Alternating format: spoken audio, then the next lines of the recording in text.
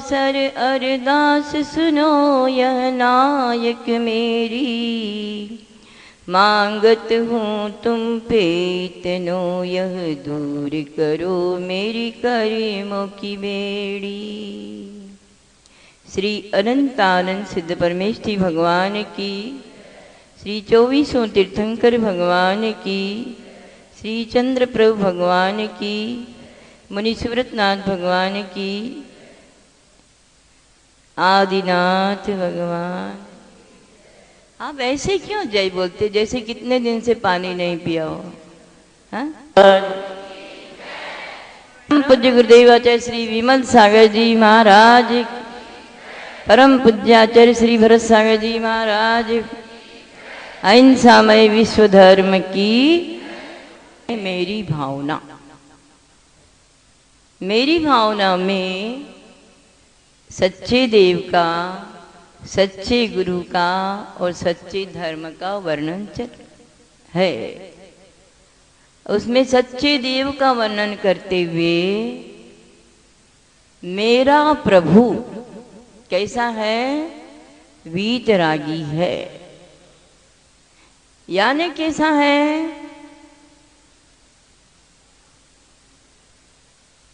18 दोषों से रहित है। 18 दोषों से रहित है, वो मेरा भगवान है। कल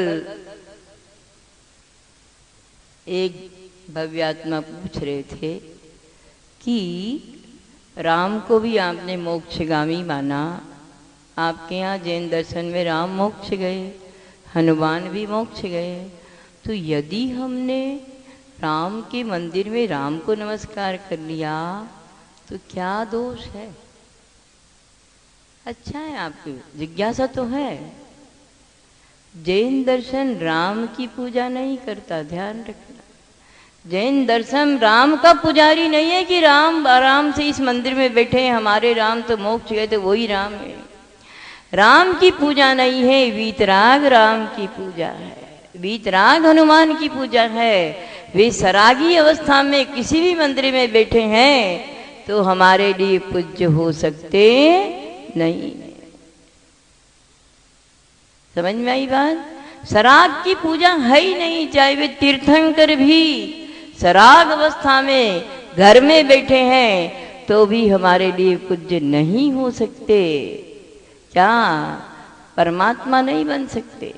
तो फिर राम हनुमान की मूर्तियां लगाकर, कपड़े पहनाकर सजा दिया और रंग आदि कर दिया, चित्रकारी कर दी, मुकुट लगा दिया, तो वे राम हमारे लिए पूज्य हो सकते हैं क्या? बात एक ही है। जैन दर्शन वीतरागता का पुजारी है। जो मेरा प्रभु, इतनी श्रद्धा होनी चाहिए, इतना गदगदपना होना चाहिए। जो मेरा प्रभु कैसा है? जन्म जरा तिरखा छुदा, विस्मय आरत खेद, रोग शोक मद मोह भय, चिंता निद्रा चिंता स्वेद, राग रोष अरु मरण जुत, ये अष्टादश दोष, नहीं होत अरिहंत के, सो छविनायक मोस। अरहंत भगवान की कभी भूख होती क्या? क्षुधा होती क्या? अब देखिए मैं आपको बताऊं, श्वेतांबर मत और दिगंबर मत में क्या अंतर हो गया। यूं कितने ही अंतर हो, किंतु मूल में दो ही भेद हैं। दो भेदों से भेद बढ़ते गए। वे श्वेतांबर मानते हैं केवली भुक्ति, बेटी मुक्ति। समझ में आई बात?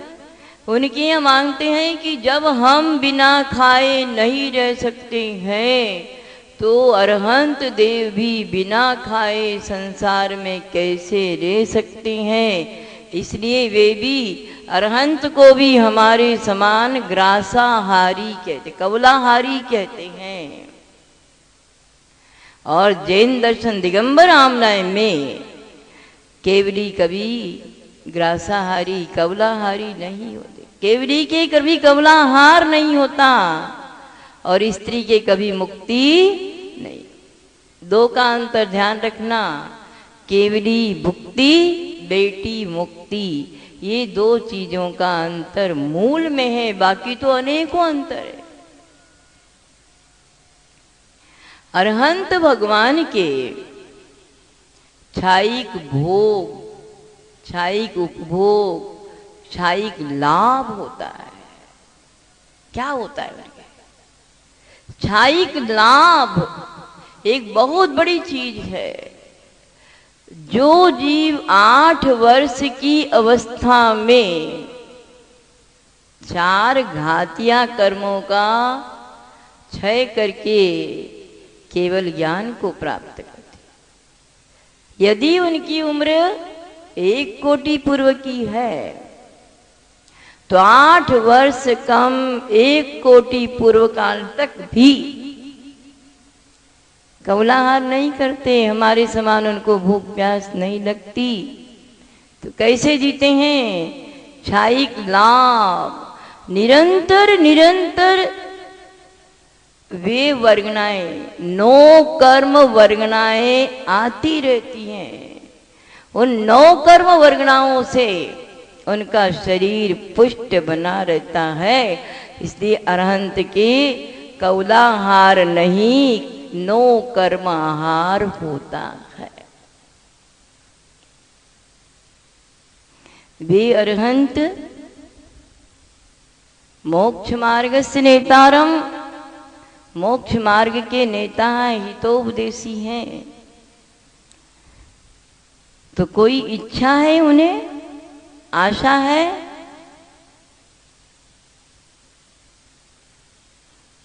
वे अरहंत निर्भय हैं, आशा रहित हैं। क्या? आचार्य लिखते हैं, अनात्मार्थम बिना रागै शास्ता शास्ति सतोहितम ध्वनन शिल्पी करस्पर्शान मूर्ज किमपेक्षते। अनात्मार्थम, बिना किसी स्वप्रयोजन के, बिना रागई, राग से रहित होकर, शास्ता शास्ति सतोहितम, भव्य जीवों को मोक्ष मार्ग की शिक्षा देते हैं। हितम, हित के लिए। उन्हें किसी प्रकार की अपेक्षा नहीं, निरपेक्ष बुद्धि से हित का उपदेश देते हैं। उदाहरण देते हैं समंतभद्राचार्य, जैसे मृदंग शिल्पी के स्पर्श से बजता है, हाथ के स्पर्श से बजता है, उन लोगों को आनंद देता है। उस मूरज के, उस मृदंग की कोई इच्छा है क्या? बिना इच्छा के वह अपनी मधुर आवाज से सबको आनंदित करता है, निरपेक्ष बुद्धि से। वैसे ही अरहंत निरपेक्ष बुद्धि से, बिना किसी अपेक्षा से भव्य जीवों को मोक्ष मार्ग का, हित का उपदेश देते हैं। वे मेरे अरहंत हैं। वे अरहंत कैसे हैं? आप पढ़ेंगे, कोई अरहंत बोलता है, कोई अरिहंत बोलता है, कोई अरुहंत बोलता है। नमो अरिहंताणम, नमो अरहंताणम, नमो अरुहंताणम। सही क्या है? अरहंताणम सही। कौन सा सही है?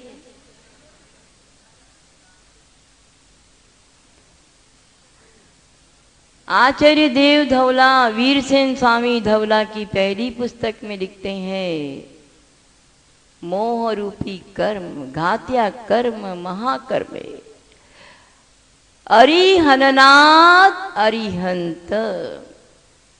अरि किसे कहते हैं? आप स्तुति में पढ़ते हो, अरिरज रहस विहीन। अरि का अर्थ कौन सा कर्म है? अरि याने मोहनी कर्म, रज याने रज यानी धूल नहीं लेना, धूल नाम का कोई कर्म है क्या? सकल गे ज्ञायक तदपि निजानंद रसलीन, सो जिनेन्द्र जयवंत नित अरि रज रहस विहीन। पूरी जिंदगी हो गई ना स्तुति बोलते बोलते। इस लाइन का याद है अर्थ? नहीं है? बताओ। टेप रिकॉर्ड जैसे बोलते चले जाते हैं। अरि यानी मोहनी कर्म, रज यानी ज्ञानावर्णी दर्शनावर्णी कर्म, और रहस यानी अंतराय कर्म। अरि यानी मोहनी कर्म, रज यानी ज्ञानावर्णी दर्शनावर्णी कर्म, रहस यानी अंतराय कर्म। सकल के ज्ञायक तदपि निजानंद रस्तीन, सकल वस्तुओं के ज्ञाता होकर के भी अपने स्वरूप में लीन है जिन्होंने मोहनी कर्म, ज्ञानावर्णी दर्शनावर्णी और अंतराय कर्म का नाश कर दिया। इसलिए अरिहननाथ अरिहंत, अरि यानी मोहनी कर्म को क्षय जिसने किया है वे अरिहंत। इसलिए नमो अरिहंताणम सही है, और नमो अरहंताणम ये भी सही है। यही तो शादवाद है। अपेक्षा लगाओ क्यों सही है? वीतराग सर्वज्ञ हितोपदेशी होने से जो पूज्य हैं, अरह धातु पूज्य अर्थ में होती है, तो जो वीतरागी है, सर्वज्ञ, हितोपदेशी होने से तीन लोक में पूज्य हैं। इसलिए नमो अरहंताणम, अर्हता। और फिर अर्हत शब्द भी बोलते हैं पूज्य अर्थ में। आगे अरुहंताणम भी बोलते हैं। न रूह इति अरूह, कर्म रूपी वृक्ष जिनका अब वृद्धि को प्राप्त नहीं होगा, इसलिए जो अरुहंताणम। समझ में आया? रूह अने वृक्ष, जिनका कर्म का वृक्ष बढ़ता जा रहा है वो तो रूह है, वृक्ष। जिन्होंने कर्म रूपी वृक्ष का हनन कर दिया, नाश कर दिया, क्षय कर दिया, इसलिए नमो अरुहंताणम। समझ में आई बात? इसलिए नमो अरिहंताणम भी सही है, नमो अरहंताणम भी सही है, नमो अरुहंताणम भी सही है। और पाली भाषा में नमो अलिहंताणम भी बोलते। तो वो मेरा प्रभु कर्मों को क्षय जिसने किया है, जिसे निराभरण भासुरम विगत राघवे गोदया निरंबरम मनोहरम प्रकृति रूप शुद्ध। निराभरण मेरा प्रभु आभरण से रही, भासुरम सूर्य के समान तेजस्वी है, विगत राग वेगोदयात राग के वेग के उदय से रहित है। क्या बात है! जिन्हें रागी द्वेषी देवताओं के पास जाओ, महादेव के साथ पार्वती बैठी है? विष्णु के राम के पास सीता बैठी है, कृष्ण के पास राधा बैठी है। विगत राग वेगोदया, फिर भी हम नमन करते हैं। कैसे सिर झुकता है, ये आश्चर्य की बात। मैं आपसे पूछूं, यहां पर एक जोड़ा इस पुरुष या स्त्री के वर्ग में बैठ जाए, आपको कैसा लगेगा? अच्छा लगेगा? इतना भी विवेक नहीं है कि कहाँ कैसे बैठना है। जब आपको सभा में सामान्य व्यक्ति स्त्री पति पुत्र पति पत्नी एक साथ यहाँ बैठ जाए तो बुरा लगता है, तो 24 घंटे जोड़े के साथ रहने वाला मेरा भगवान कैसे हो सकता है? 24 घंटे साथ में रहने वाला मेरा भगवान नहीं हो सकता, 3 काल में नहीं हो सकता।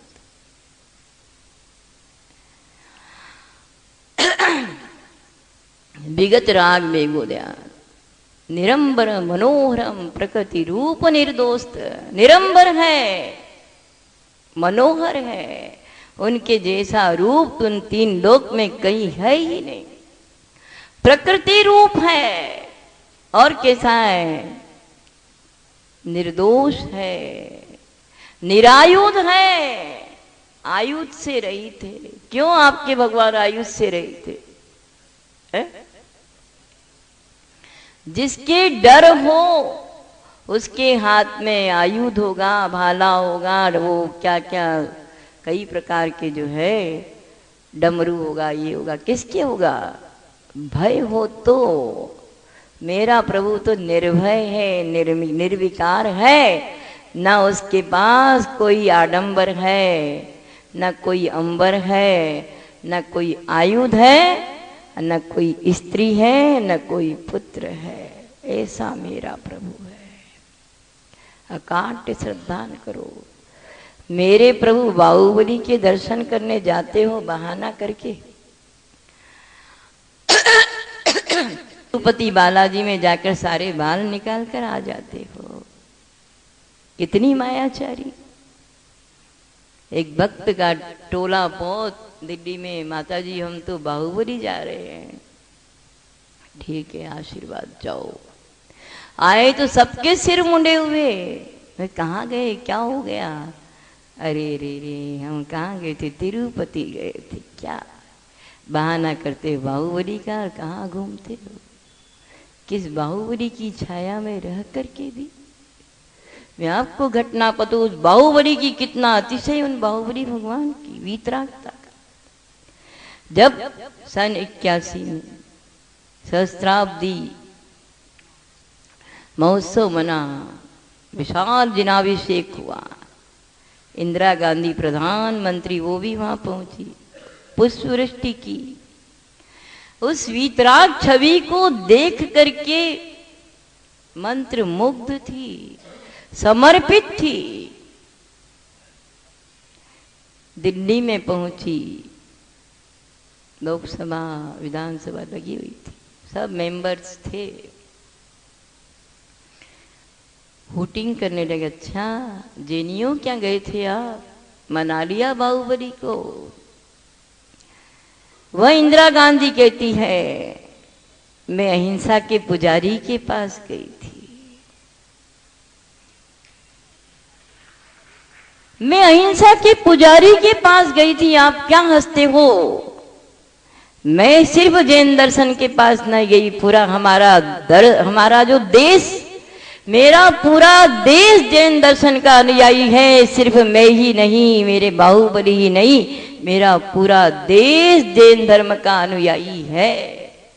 क्यों? कि पूरा देश अहिंसक देश है। इतना भी उन्होंने कहा, आज हम स्वतंत्र देश में सांस ले रहे हैं, यह जैन दर्शन का प्रभाव है, अहिंसा का प्रभाव है। उस बाहुबली को मैं कभी छोड़ नहीं सकती। हम बाहुबली के दर्शन करेंगे 10 मिनट और वहां जाएंगे तिरुपति बालाजी के यहाँ सैर सपाटे करते रहते हैं। कहाँ जैनी होकर के भी हम अजैनी हैं और वो अजैनी होकर के भी जैनी है। कैसा मेरा प्रभु! कभी स्वाभिमान आता है कि कैसा मेरा प्रभु, कैसी वीतराग छवि, कैसी अलौकिक, कैसा अलौकिक दर्शन है ये। एक जैन दर्शन का परमात्मा भगवान ही ऐसा भगवान है जो अपने भक्त को भगवान बना देता है। अन्य के यहाँ तो भक्त भक्त रहता है, भगवान भगवान रहते हैं। भगवान और भक्त की दूरी अनंत काल तक बनी रहती है, कभी भक्त भगवान नहीं बनता। एक जैन दर्शन ऐसा महादर्शन है कि अरे भक्ति करते करते भक्त भी भगवान बन जाता है। उस जैन दर्शन की महिमा को ही नहीं जान करके एकदम उलट फेर कर रहे हैं, प्रभु कुछ नहीं देता। क्या पढ़िए करणानी योग, शुभोपयोग। आजकल तो कहने लगे ना कि हो शुभ से भी बच जाओ, अशुभ से तो बचना है, शुभ से बच। ये शुभोपयोग, ये जिनेंद्र देव की भक्ति, ये अरहंत का निर्णय असंख्यात गुणी कर्म निर्जरा का कारण होता है। ये मत समझना अरहंत की भक्ति से पुण्य बंद होता है, हमें पुण्य बंद नहीं करना। भाई पाप तुम्हारा छूटा नहीं, पुण्य पल्ले में नहीं है, ध्यान रखना, पुण्य पल्ले में नहीं। और अभी भी पुण्य नहीं कमाओगे तो कहीं भी गति नहीं है। कल हमारे यहाँ मोक्ष मार्ग प्रकाशक दोपहर में चल रहा था, वहां वर्णन आया है पुण्य और पाप दोनों ही बंध के कारण है। हाँ, आचार्य के इसमें कोई संशय नहीं, दोनों ही कांटे हैं, इसमें भी कोई संशय नहीं। किंतु एक कांटा दुख का कारण है और एक कांटा दुख से दूर करने वाला है। राग है, राग होकर की भी अप्रशस्त राग, अप्रशस्त राग। इन अरहंत देव की भक्ति का अनुराग प्रशस्त राग है, और यह राग नहीं है तो मिथ्या दृष्टि हो। प्रशस्त राग जैसे एक व्यक्ति के पैर में कांटा लगा हुआ है, पीड़ित है, दूसरा समझदार आता है, भैया मैं तुम्हारा कांटा निकाल दूं। काय से निकालेगा? सुई से। अरे पहले ही तो कांटा चुभा हुआ है, फिर चुभाएगा क्या? अरे भाई समझो, ये कांटा तुम्हें दुख दे रहा है और मैं जिस कांटे से इसे निकालूंगा वह तुम्हें सुखी कर देगा। उसी प्रकार आचार्य कहते हैं, कुदेव कुगुरु कुशास्त्र के कितने खोटे खोटे कांटे अपने पैरों में नहीं पूरी आत्मा में लगे हुए हैं, मिथ्यात्व का कांटा लगा हुआ है। उन कांटों को निकालने के लिए प्रशस्त राग रूपी कांटा ही हमारे लिए महा महा उपकारी है। क्या राग किए से भी मोक्ष नहीं होगा, किंतु प्रशस्त राग छोड़ने पर भी मोक्ष अभी तो करना ही होगा अपनी भूमिका में। राग किए बिना भी मोक्ष नहीं होगा और राग छोड़े बिना भी मोक्ष नहीं होगा। अरहंत का राग करो। कैसा राग है वो? अरहंत की भक्ति का राग जो भव भव से तिरा देता है। अरहंत की भक्ति, पहले तो अरहंत का निर्णय कर लो। इस मेरी भावना की 4 पंक्तियों से अपने प्रभु परमात्मा का निर्णय तो करो। मैं किसे पूजूंगा? मैंने कल आपको चिंतन का विषय दिया था, रात भर में सोच लेना। किसी ने सोचा कि मैं एकमात्र वीतराग प्रभु के अलावा किसी को नहीं पूजूंगा? बोलो कोई है? कौन तैयार है आज नया शिष्य? 1 2 3 4 नए हाथ होने चाहिए, तो पुराने हाथ है। हाँ, खड़े करो हाथ अच्छे से, निर्भय होके करो, निर्भय होके करो। क्या करो इधर से? क्या मानक जी अध्यक्ष हो? क्या क्यों मिथ्यात्व में डूबते हो? चलो हाथ, कौन कौन इधर से, कौन नहीं जाएगा? कोई गुरु कुदेव की यहाँ कभी भी मान्यता नहीं करेगा। ये तो 4-5 ही हाथ है। 1 2 क्या कुगुरु सवामनी करते हो? क्या करते हो? क्यों करते हो? मैं बताऊं आपको, आपको सवामनी कर, आपका कोई कार्य होए तो साधर्मी बंधुओं को भोजन कराना, सवामनी के नाम से मत कराना। कराना है ना आपको भोजन। समदत्ती दान, समदत्ती दान यहीं पे कराना, इसी चंद्रप्रभु मंदिर में करा देना। समदत्ती दान कर देना। साधर्मी बंधुओं को भोजन कराओ, कोई मना नहीं करेगा। किंतु सालासर के नाम से, बालाजी के नाम से सवामनी का क्या करोगे? चलो ठीक है, कितनी बोली हुई है? अभी गिनती नहीं कितनी बोली हुई है।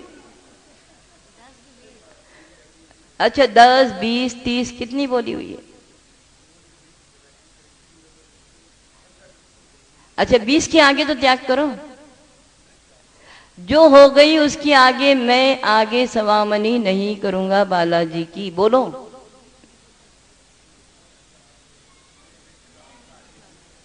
मेरा आदेश स्वीकार है ना? आज से मेरा आदेश स्वीकार करेंगे, कभी भी ये काम नहीं कर। जो बोली ठीक है, आपको शंका हो जाएगी, जो बोली है वो ठीक है, आगे कभी वहीं जिमाना पड़ता है, जरूरी है।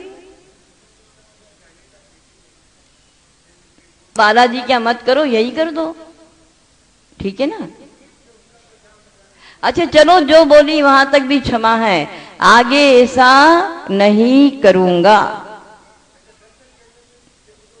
राम की सीता कौन थी? दर्शन किसने करने, किसके दर्शन करना? सच्चे देव उसी के दर्शन करना है। इधर कहते मेरा भगवान माता जी है, इधर कहते बालाजी के दर्शन करना। समाज का, मैं बोलती समाज का अध्यक्ष, मंत्री, कोषाध्यक्ष आदि जो भी हैं, इतने दृढ़ होना चाहिए कि स्वप्न में भी हम सच्चे देव साज गुरु के अलावा किसी को नहीं मानेंगे। तब तो पूरी समाज को एक करके या धर्म मार्ग पर लगा सकते हो। यदि समाज का अध्यक्ष मंत्री ही ढिलमुल नीति का है तो समाज को भी नहीं ले जा सकता। धर्म में स्वयं भी बिगड़ेगा और समाज को भी धर्म नीति से च्युत कर देगा। ध्यान रखो। उठो, आज तो नियम करना ही पड़ेगा। उठो, हमारे चातुर्मास के नेता बने हो, ऐसे नहीं शादवाद है। खड़े हो जाओ, नहीं चलेगा, अभी हमारे हाथ में बहुत बाजी है। उठो उठो उठो उठो। कड़वी दवाई तो माँ नाक पकड़ के भी पिला देती है, कान पकड़ के भी पिला देती है। गुरुओं के पास इतना अधिकार है कि वो कान पकड़ के भी इन दवाइयों को पिला सकते हैं। क्या बोलो? आज से पहले की छुट्टी है। हाँ, 2-4 महीने के बाद चलो, जितनी आपकी मनोती है उसके आगे मैं मनोती नहीं, वहां की मनोती नहीं करूंगा। इतना तो बोलो।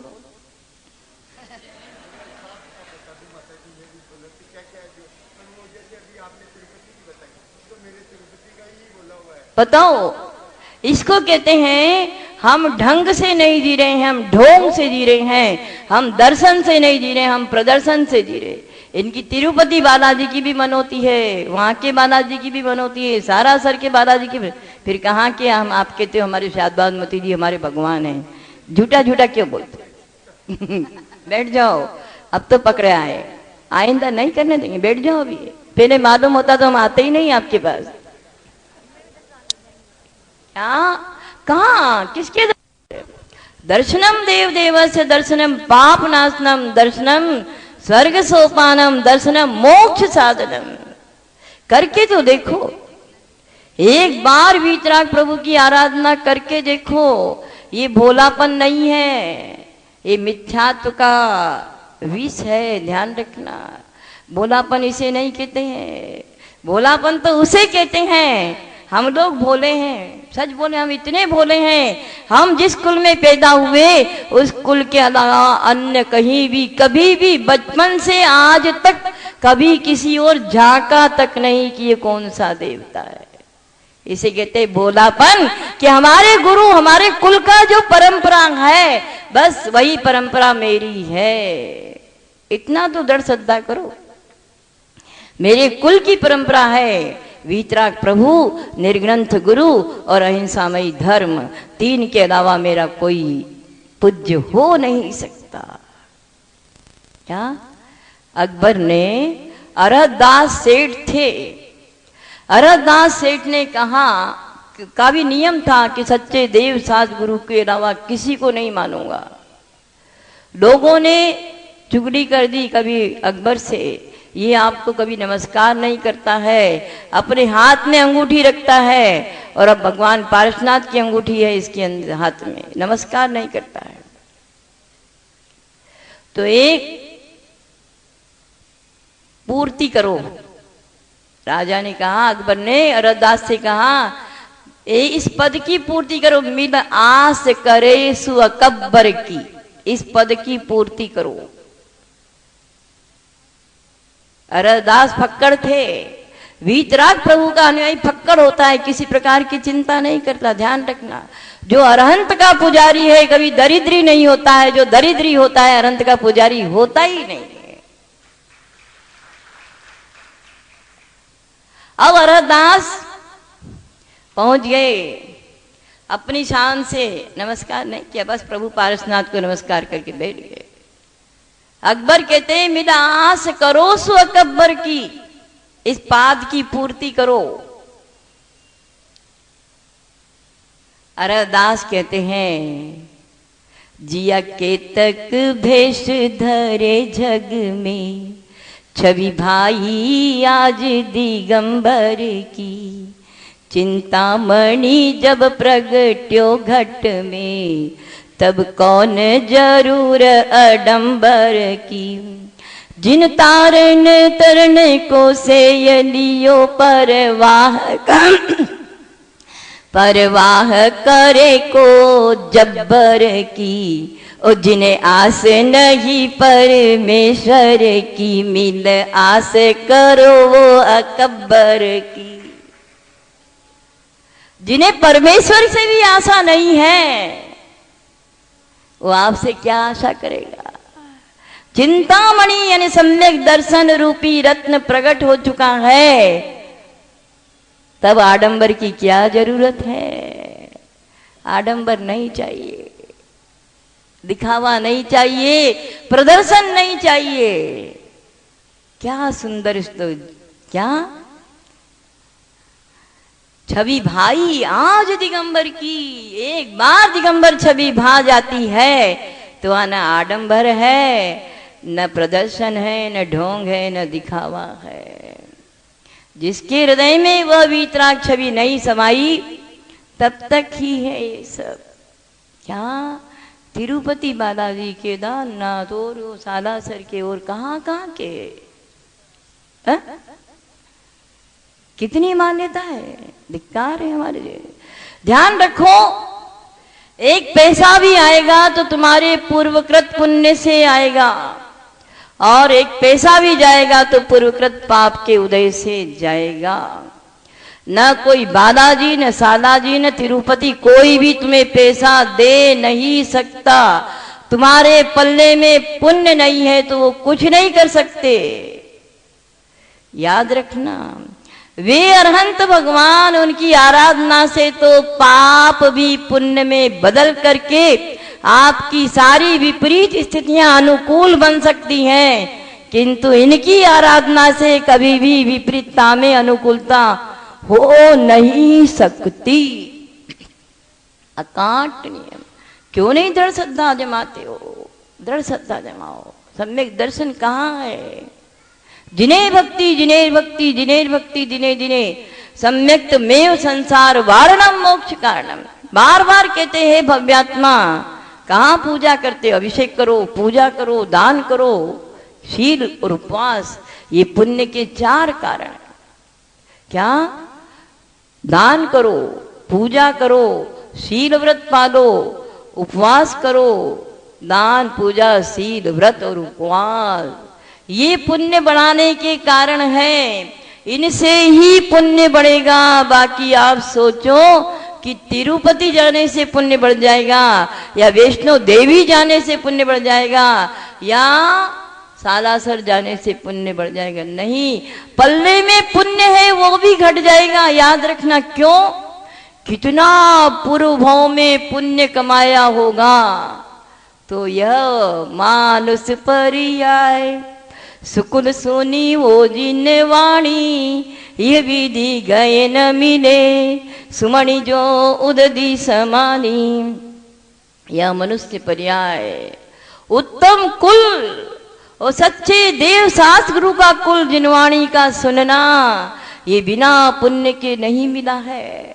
और इस कुल में, उत्तम कुल में जिनवाणी को श्रवण करके भी सच्चे देव शास्त्र गुरु की के पुजारी बनकर भी प्रदर्शन करके आधे इधर बनते हो, आधे उधर बनते हो। धोबी का कुत्ता न घर का न घाट का, न इधर रहोगे न इधर रहोगे, अंत तो पछताना ही पड़ेगा। यह मानुष पर्याय, मनुष्य पर्याय दुर्लभ है। उत्तम कुल मिला है और जिनवाणी का श्रवण मिला, आज आपको गुरुओं का समागम मिला, सच्चे देव मिले। फिर भी जैसे एक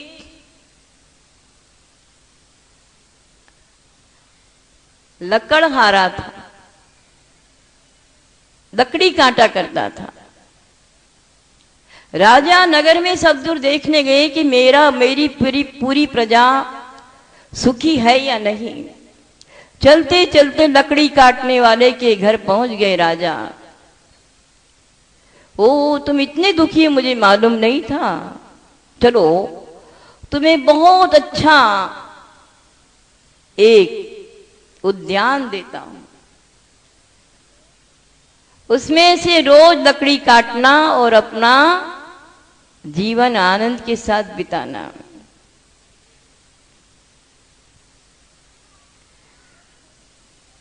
उस वृक्ष की कीमत ही नहीं समझी उस व्यक्ति ने, और रोज लकड़ी का, चलो बोले रोजाना तो दूर जंगल 2-3 किलोमीटर जाना पड़ता था। कम से कम राजा ने इतना तो उपकार किया कि पास का जंगल दे दिया। रोज लकड़ी काट के ले आता और जला करके रोटी आदि बना करके खाता। नहीं कीमत। साल भर हो गया, राजा पुनः आए कि अब तो वो बहुत खुशहाल होगा, वो तो उसी दशा में है। भाई क्या किया, इतना बड़ा उद्यान बगीचा दिया था तुम्हें, तो तुम तो आज अरबपति दिखने चाहिए थे। क्या दिया आपने? लकड़ी दूर काटने जाता था, यहीं काट के खा लेता हूं, आपने दिया क्या? राजा कहते हैं एक लकड़ी का छोटा सा टुकड़ा दे दो। ठीक है, इसको बेचने जाओ बाजार में, ओ ये तो 100-200 रुपए का है। कौन सी लकड़ी थी? चंदन की लकड़ी थी। ओ, चंदन की कीमत नहीं जाने, और चंदन की कीमत नहीं जान करके जना जना कर फेंक दिया। ये मनुष्य पर्याय रूपी चंदन की पर्याय मिली, इसको नहीं समझा। विषय भोग तृष्णा आदि की पूर्ति में ही गंवाते चले जाते। यह विधि में क्या मिल रही? चंदन की पर्याय। जैसे चंदन की लकड़ी की कीमत नहीं जानी, वैसे ही हमने इस मनुष्य पर्याय में चंदन की सुगंध की तरह जिनवाणी की गंध को नहीं जाना। सच्चे देव शास्त्र गुरु की कीमत को ही नहीं जाना, उन मणियों को नहीं परखा, उन मणियों को नहीं पूजा, और कोयले को पूजते चले जा रहे हैं। क्या समझना, ध्यान रखना। मणियों को तो फेंकते चले जा रहे हो और कोयले को पूजते चले जा रहे हो। क्या होगा? अंत तो हाथ में कोयला ही आएगा। ध्यान रखना। कोई पापोदय से अरहंत की भक्ति करते करते भी अनुकूलता व्यापार आदि की नहीं हो तो भी चिंता नहीं करना। तेरे निकाचित निदत्ति कर्म का तीव्र उदय है। अनुकूलता आएगी तो पुण्य उदय में ही आएगी, और पुण्य आएगा तो अरहंत की भक्ति से ही आएगा। अकाट्य नियम है। इसलिए दृढ़ता के साथ, क्या दृढ़ता के साथ अरहंत के पुजारी बनो। कितने कष्ट आए। छोटी सी घटना बता दूं आपको कि वे समंत भद्र आचार्य मुनि थे। मुनि अवस्था में भयानक रोग हो गया। कौन सा रोग हो गया? भस्म व्याधि रोग हो गया। अभी आप हो तो वहां जाएं, कोई दवाई से ठीक रहे, उस देवी को पूजो, उस देवी को पूजो, वो देवता का झाड़ा लगा, वो देवता लगवाते हो ना? लगाते हो? सच्ची सच्ची बोलना। हाँ? अरे नमोकार मंत्र पढ़ के ही अपना झाड़ा लगा लो, कुछ नहीं, सब ठीक हो जाएगा। किंतु वहां श्रद्धा कहाँ है? श्रद्धा तो वो देवी, वो देवता, वो वहां कहाँ? वे आचार्य देव अपने गुरु से प्रार्थना करते हैं, गुरुदेव दीक्षा छेद नहीं सकता, समाधि मरण की आज्ञा दीजिए। गुरु कहते नहीं भाई, तुम्हारे द्वारा तो जैन धर्म की बहुत बड़ी प्रभावना होनी है, तो क्या करूं?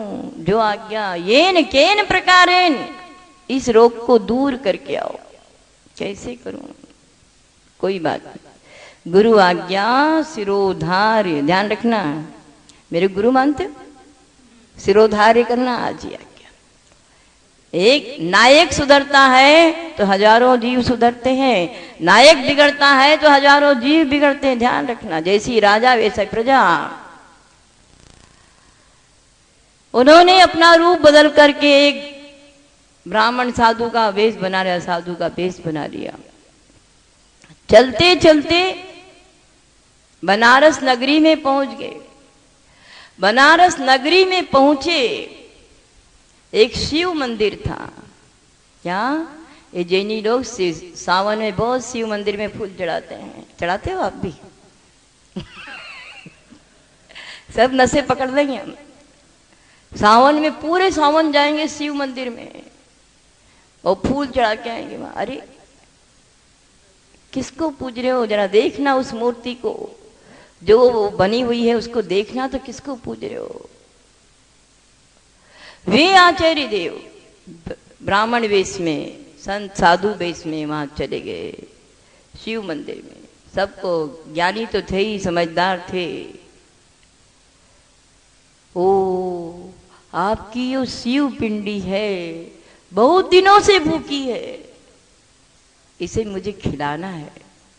आपको कहते हमारे यहाँ चंदा प्रभु भगवान खाएंगे तो ला दोगे ना? भर भर थाल, थाल के अंधविश्वास। बस हमारे भगवान खाएंगे, फिर क्या चाहिए? रस भरी, घी भरी, सब थाल के थाल वहां पे आ गए। खिलाओ नहीं, भगवान सबके सामने थोड़ी खाते हैं, कमरा बंद करके खाएंगे। कमरा बंद कर लिया, उस शिव पिंडी पर बैठ करके खाते गए, मनो मनो घी और शक्कर का पकवान खाते गए। ये दरला चलता गया, चलता गया। धीरे धीरे घी और शक्कर का पकवान खाते खाते रोग की गर्मी जो थी वो शमन हो गई। शमन होने लगी तो मिष्टान्न बचने लगे। मिष्टान्न बचने लगे तो लोगों ने पूछा ये सामान बचता क्यों है? अब हमारे भगवान क्या पूरा खिलाते नहीं? अरे आप जानते हो पहले तो बहुत दिनों के भूखे थे। जैसे आप बहुत दिनों के भूखे हो ना, 2 दिन के उपास से फटाफट ऐसा लगता पानी खूब पी जाए, हलवा खा जाए। बहुत दिनों के भूखे थे तो खूब खा लिया, अब उनकी भूख कम हो गई इसलिए बचने लगा। ठीक है, कोई बात नहीं, क्या करे? सज्जन के पीछे दुर्जन हमेशा रहते हैं और दुर्जन से ही सज्जन की कीमत है। ध्यान रखना, दुर्जन नहीं हो सब सज्जन हो तो कीमत भी नहीं हो। एक दुर्जन व्यक्ति के मन में आ गया कहीं ना कहीं गड़बड़ है, क्या करें? एक बच्चे को ऐसी जाली में, छोटा सा क्या बोलते इसको, मोखिया में एक छोटे से बच्चे को फंसा दिया। तुम देखो कि ये क्या करते हैं। वो बच्चा देख रहा है कि ये तो शिव पिंड, शिव जी हमारे भगवान को नमस्कार भी नहीं करते। ध्यान रखना, उस शिव पिंडी पर बैठ करके और सारा भोजन स्वयं खा जाते हैं, भगवान को तो एक दाना भी खिलाते नहीं। बच्चा सब हकीकत कह देता है। दरवाजा खुलते ही राजा मंत्री सब खड़े हुए हैं। आप हमारे प्रभु को नमस्कार भी नहीं करते हो और उस पर बैठ करके पांव रख करके और सबका सब भोजन खा जाते हो। देखो ध्यान रखना, वे समंत भद्र क्या कहते हैं, मैं नमस्कार नहीं कर सकता। क्या? मैं वीतराग देव के अलावा अन्य किसी को नमस्कार नहीं कर सकता। तो आपको तो शिव जी को नमस्कार करना होगा। बोले मेरा नमस्कार आपकी शिव पिंडी झेल नहीं सकती। ये सम्यक दर्शन देखिए, आपकी शिव पिंडी झेल नहीं सकती। राजा कहने करो तो सही, हम नहीं जानते, नमस्कार करना होगा। समंत भद्र कहते हैं शिव पिंडी तुम्हारी फट जाएगी, नमस्कार नहीं झेल पाएगी। जो होगा सो होगा, करो। चारों तरफ रस्सियां लगी हुई है, सारी सेना लगी हुई है, शिव पिंडी फटने नहीं देंगे। किंतु ये समंत भद्र हमारे को ठगता रहा, इससे एक बार नमस्कार करवाना है।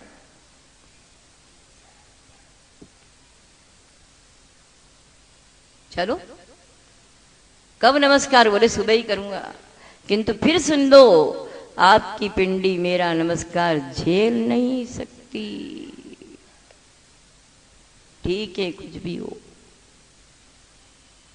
प्रातः काल की बेला में लाखों व्यक्ति बैठे हुए हैं कि आज समंत भद्र शिव पिंडी को नमस्कार करेगा, और नहीं करेगा तो यहीं इसको बांध बुंदा करके जेल में डाल दे। वे समंत भद्र आचार्य ध्यान में लीन होते हैं, स्वयंभू स्तोत्र की रचना करते हैं, 24 भगवान की स्तुति पढ़ते हैं, और स्तुति पढ़ते पढ़ते 7 भगवान तक कहीं नमस्कार नहीं आता है, नमस्कार शब्द का प्रयोग नहीं है। जैसे ही चंद्र प्रभु भगवान की स्तुति करते हैं, चंद्र प्रभम चंद्र मरीचि गौरम चंद्रम द्वितीयम जगतीव कांतम वंदे विवंद्यम। जैसे ही वंदे शब्द आता है, शिव पिंडी टूट करके उसमें से चंद्र प्रभु भगवान प्रकट हो जाते।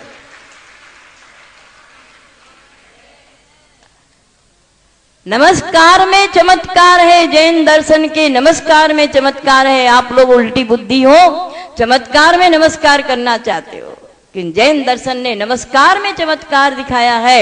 एक बार भाव पूर्वक अनंत को नमस्कार करो। जिनवर की स्तुति करने से चिर संचित भविजन के पाप पल भर में भग जाते निश्चित, इधर उधर अपने ही आप। सकल लोक में व्याप्त रात्रि का भ्रमर सरीखा काला ध्वान, प्रातः रवि की उग्र किरण रक हो जाता क्षण में प्राणांत। जैसे अमावस की काली रात्रि का अंधकार एक सूर्य की किरण लगते ही समाप्त हो जाता है, वैसे ही जिनेन्द्र देव की स्तुति करने से भव भव के संचित पाप क्षण भर में नष्ट हो जाते हैं। समंत भद्र आचार्य ने, समंत भद्र ने क्या किया?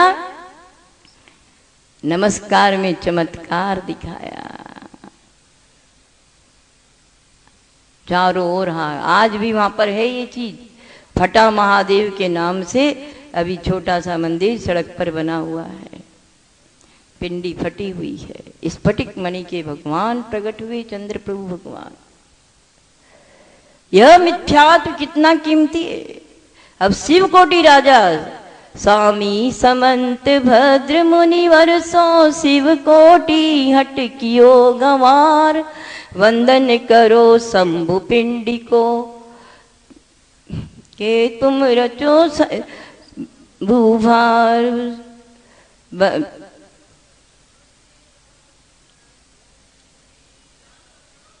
या पकड़ो मेरो मत सार,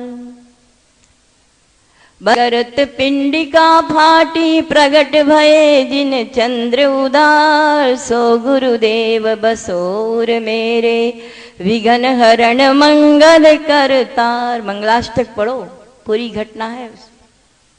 वह शिवकोटि जो था राजा, उसने घोषणा कर दी कि आज से पूरे नगर में, देश में, राज्य में एकमात्र जैन दर्शन ही रहेगा, बाकी कोई दर्शन यहाँ नहीं चलेगा।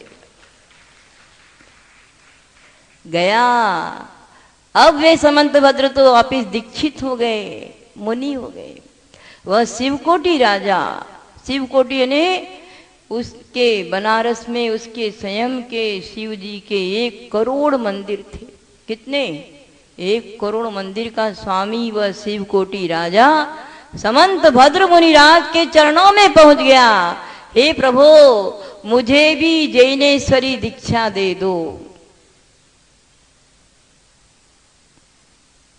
आचार्य देव कहते हैं नहीं, पहले जो मिथ्यात्व है तुम्हारे नाम से उसको बेच कर आओ। महाराज, मैंने तो सम्यक तो प्राप्त कर लिया, आपके अलावा किसी को नहीं मानूंगा, सच्चे देव साज गुरु के अलावा किसी को नमस्कार नहीं कर। नहीं, तुम्हारे नाम से 1 करोड़ शिव मंदिर हैं, उन सबको बेचकर आओ, मिथ्यात्व को बेचकर आओ, तब दीक्षा के पात्र बनोगे, तब मेरा शिष्यत्व ग्रहण कर सकते हो, नहीं तो मेरे शिष्य नहीं बन सकते हो। वे शिवकोटि घूम रहे हैं बाजार में, एक एक विशाल विशाल मंदिर है, कोई खरीद ले, कोई खरीद ले, जितने में 1-2 रुपए में भी खरीदे, कोई खरीदने वाला नहीं मिला। मिथ्यात्व को खरीदने वाला कोई नहीं मिला। परेशान होकर पागल की तरह घूम रहे बनारस नगरी में। एक व्यक्ति तेली था, उसके हाथ में इतना सा लकड़ी का टुकड़ा था, वह उधर से जा रहा था जिधर राजा जा रहे। बोले, राजन आप इतने दुखी क्यों हैं? मुझे ये जितने शिव मंदिर है उनको बेचना है, क्या तुम खरीदोगे? राजन, इतनी कीमत मेरे पास कहाँ है, इतना रुपया जो आपको, इतने आपके करोड़ मंदिर खरीद सकूं, इतना रुपया नहीं चाहिए। बोले, मेरे पास तो एक खल यानी लकड़ी का इतना सा टुकड़ा है, यदि इस लकड़ी के टुकड़े में करोड़ मंदिर देना हो तो दे दीजिए। यह मिथ्यात्व खल के टुकड़े के बराबर है। एक खल के टुकड़े में, लकड़ी के टुकड़े में 1 करोड़ मंदिर शिवकोटि राजा ने बेच दिए। क्या कीमत है मिथ्यात्व की, ध्यान रखना। हम लोग कहाँ विपरीत में पड़े हुए।